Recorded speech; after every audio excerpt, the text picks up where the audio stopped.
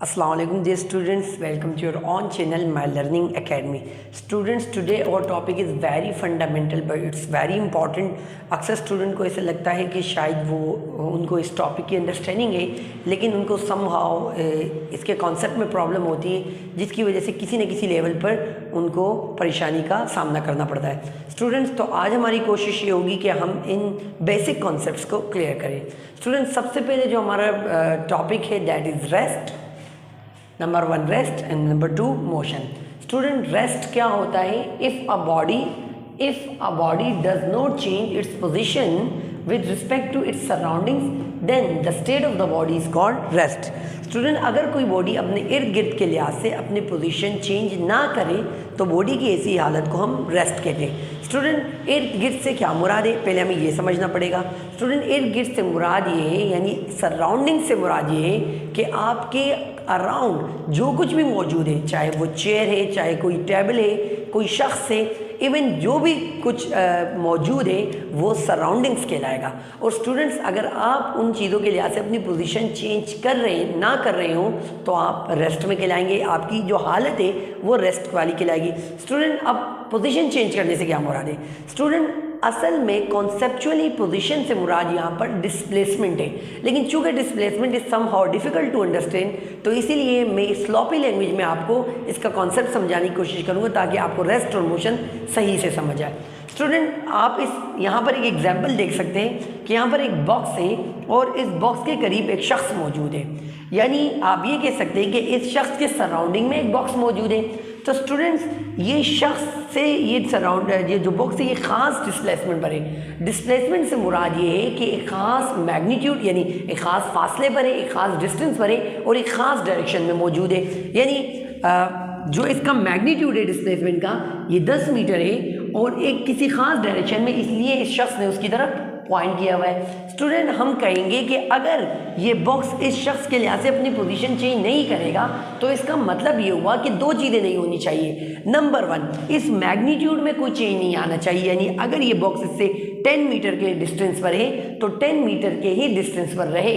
Number 2, इस शख्स के लिहाज से इस बॉक्स की डायरेक्शन भी चेंज ना हो. यानी अगर इस शख्स ने पॉइंट किया हुआ है जैसे आप देख सकते हैं तो जब तक उस शख्स ने पॉइंट किया हुआ है और उसको अपनी फिंगर मूव करने की ज़रूरत ना पड़े तो इसका मतलब ये हुआ कि इस शख्स के लिहाज से वो बॉक्स अपनी पोजीशन चेंज नहीं कर रहा. तो पोजीशन चेंज नहीं करने से दोबारा मैं बताऊंगा कि दो मतलब स्टूडेंट ज़हन में रखिएगा. नंबर 1, मैग्नीट्यूड चेंज ना हो डिस्प्लेसमेंट का. नंबर 2, उसकी डायरेक्शन चेंज ना हो. और स्टूडेंट, अगर ऐसा हो तो उसको हम मोशन कहते हैं. If a body changes its position with respect to its surrounding then the state of the body is called motion. और अगर कोई बॉडी अपने इर्द गिर्द के लिहाज से पोजीशन चेंज करे तो फिर हम बॉडी की ऐसी स्टेट को मोशन कहते हैं. अब दोबारा पोजीशन चेंज करने से क्या मुराद है स्टूडेंट? उसी एग्जाम्पल को देखते हैं. आप देखिएगा यहाँ पर ये वही शख्स है और वही बॉक्स है, लेकिन अब डिस्प्लेसमेंट में कुछ एड हो रहा है यानी डेल डी कुछ स्मॉल फैक्टर एड हो रहा है. ये एड होने से मुराद है कि यहाँ पर दो चीज़ें हो सकती है. या तो हम कहें कि क्या चेंज हो रहा है, मैग्नीट्यूड इज चेंजिंग, या तो हम कहें कि मैग्नीट्यूड चेंज हो रहा है, या फिर हम कहें कि डायरेक्शन चेंज हो रही है.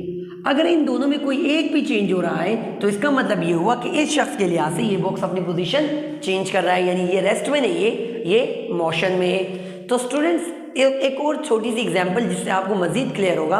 स्टूडेंट, हम इस मार्कर के लिहाज से इस मार्कर की स्टेट को जानने की कोशिश करेंगे.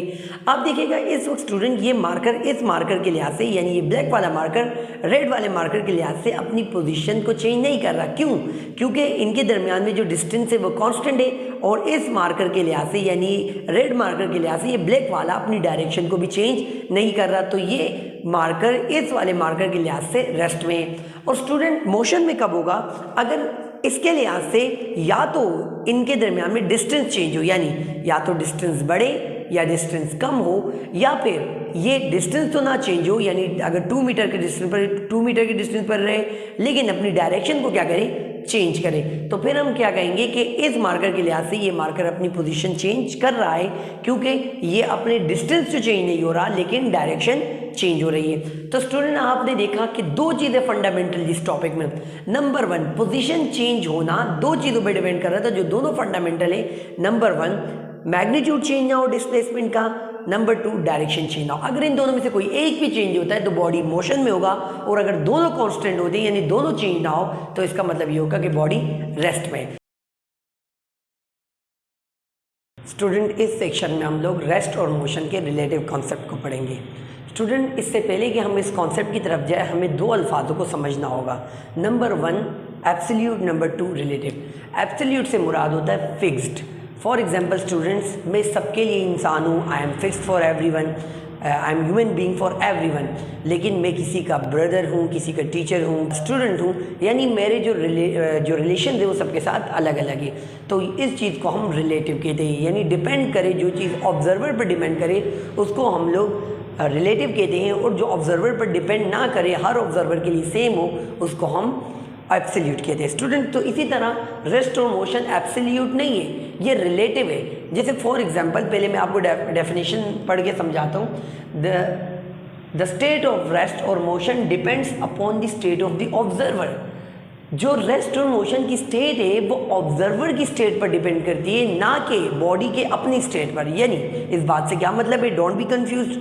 फॉर एग्जांपल, ये मार्कर है, इस मार्कर का ये कहना कि ये रेस्ट में, ये गलत है। क्यों? क्योंकि रेस्ट में कहने से मुराद ये है कि ये एब्सोल्युटली रेस्ट में, ये हर चीज़ के लिए रेस्ट में, बल्कि हमें ये बोलना चाहिए कि ये मार्कर अपने इर्द गिर्द के लिहाज से रेस्ट में, जैसे मेरे लिहाज से रेस्ट में, इस बोर्ड रेजर के लिहाज से रेस्ट में। क्यों? क्योंकि इससे पहले सेक्शन में आपने पढ़ा कि ये इन चीज़ों के लिहाज से अपनी पोजीशन को चेंज नहीं कर रहा। इसी तरीके से स्टूडेंट्स, अगर हम बात करें, अब मैं इसको थोड़ा एग्जाम्पल को मॉडिफाई करता हूँ और यहाँ पर पहले ये वाली एग्जाम्पल समझाता हूँ, फिर कुछ छोटी छोटी एग्जाम्पल्स, ताकि आपका कॉन्सेप्ट सही से क्लियर हो और आपको कहीं भी कन्फ्यूजन ना हो। स्टूडेंट देखिए, हमारे पास एक ऑब्जर्वर है, ये भी ऑब्जर्वर है, और ये एक इवेंट है। इवेंट का मतलब ये है कि जिस चीज़ को वो ऑब्जर्व कर रहा है, जिस तरह इस मार्कर को हम ऑब्जर्व कर रहे थे तो ये हमारे लिए एक इवेंट था। तो स्टूडेंट्स, ये एक ऑब्जर्वर है और आप देख सकते हो कि इस वक्त ये इवेंट जो है इसके लिहाज से अपनी पोजीशन चेंज नहीं कर रहा। जिस तरह पहले एग्जाम्पल में मैंने बताया, अगर ये शख्स अंदर इन बैठे हुए लोगों की तरफ पॉइंट करेगा, अपनी फिंगर को पॉइंट करेगा, तो इसको अपनी फिंगर को रोटेट करने की ज़रूरत या मूव करने की ज़रूरत नहीं पड़ेगी।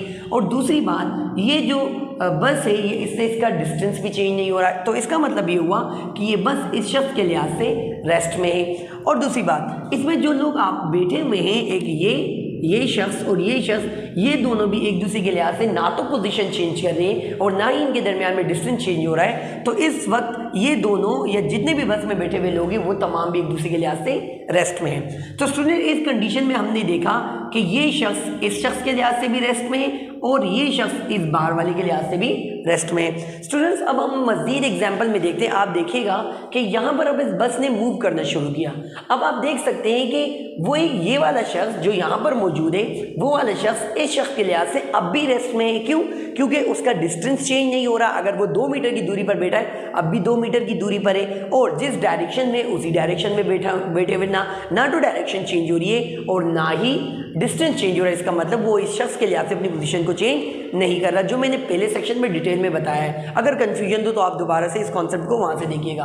स्टूडेंट, लेकिन इस शख्स के लिहाज से ये वाला शख्स अपनी पोजीशन को क्या कर रहा है, चेंज कर रहा है। ये इस डायरेक्शन में मूव कर रहा है, यानी इसकी वेलोसिटी बस की जीरो नहीं है, बस इस डायरेक्शन में मूव कर रही है। तो इस वाले शख्स के लिहाज से ये वाले शख्स अपनी पोजीशन को चेंज कर रहा है, तो इस वाले शख्स के लिहाज से ये मोशन में। तो स्टूडेंट्स, आपने देखा कि एक शख्स एक ही वक्त में किसी एक ऑब्जर्वर के लिहाज से रेस्ट में था, जबकि दूसरे के लिहाज से मोशन में। तो ये कहना बिल्कुल गलत होगा कि ये शख्स रेस्ट में है या ये शख्स मोशन में है, बल्कि ये बोलना चाहिए कि ये शख्स इस शख्स के लिहाज से रेस्ट में है और ये शख्स इस शख्स के लिहाज से मोशन में है। तो स्टूडेंट्स, इसकी और एग्जांपल देते हैं। अगर मैं आपसे कहता हूँ कि फ़र्ज़ करें हम यहाँ पर अर्थ पर हैं, हम किसी ग्राउंड में खड़े हैं और ग्राउंड में बहुत सारे लोग हैं और सारे रुके हुए हैं। फ़र्ज़ करें कि हम सारे एक दूसरे के लिहाज से रेस्ट में हैं, तो क्या ये कहना ठीक होगा कि हम रेस्ट में, क्योंकि हम तो अर्थ पर है और हम अर्थ के साथ रुके हुए? नहीं स्टूडेंट, फ़र्ज़ करें कोई शख्स इस वक्त चाँद पर मौजूद हो। लेट्स समझने के लिए स्टूडेंट्स, हम अर्थ पर मौजूद हैं और हमारे साथ जितने भी लोग हैं वो अर्थ पर मौजूद है, और फर्ज करें एक शख्स मून पर मौजूद है। तो आपको पता है कि स्टूडेंट्स अर्थ क्या करता है, रोटेट करता है। तो लिहाजा स्टूडेंट्स, ये जो चांद पर मौजूद शख्स है, इस शख्स के लिहाज से हम अपनी पोजीशन क्या कर रहे हैं, चेंज कर रही है। तो आपने देखा कि अगर हम किसी ग्राउंड में भी है तो सब चीज़ों के लिहाज से, बिल्डिंग्स के लिहाज से, सब चीज़ों के लिहाज से हम रेस्ट में हैं, लेकिन फिर भी ये कहना गलत होगा कि हम रेस्ट में हैं। हमें कहना चाहिए कि हम इस वक्त अर्थ के लिहाज से और इर्द गिर्द की चीज़ों के लिहाज से रेस्ट में हैं, लेकिन स्टूडेंट्स हम किसी और ऑब्जर्वर के लिहाज से, मून के लिहाज से, सन के लिहाज से या किसी और चीज़ के लिहाज से हो सकता है कि मोशन में हो। तो लिहाजा there is nothing absolutely in rest and absolutely in motion, everything is relative। Student इस कॉन्सेप्ट को हम रिलेटिव कहते हैं। एक और एग्जांपल स्टूडेंट्स हम देखते हैं ताकि आपको और क्लियर हो। फर्ज करें जहाज में बैठे हुए लोग एक दूसरे के लिहाज से रेस्ट में होते हैं, क्योंकि अगर वो एक दूसरे की तरफ फिंगर पॉइंट करें तो ना उनके दरमियान में डिस्टेंस चेंज हो रहा है और ना उनकी पोजीशन चेंज हो रही है, क्योंकि ना डायरेक्शन चेंज हो रही है, तो उनकी पोजीशन एक दूसरे के लिहाज से फिक्स्ड है, एब्सोल्यूट है। लेकिन अगर स्टूडेंट्स हम बात करें अर्थ पर बैठे हुए शख्स, तो हम अगर प्लेन की तरफ पॉइंट करें तो प्लेन हमें अपनी फिंगर्स को मूव करना पड़ेगा।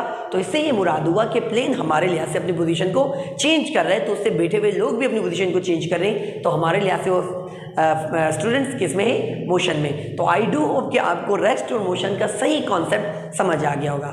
Hope you enjoy the video. Please subscribe and share the video and press the bell icon. Thank you. अल्लाह हाफिज़।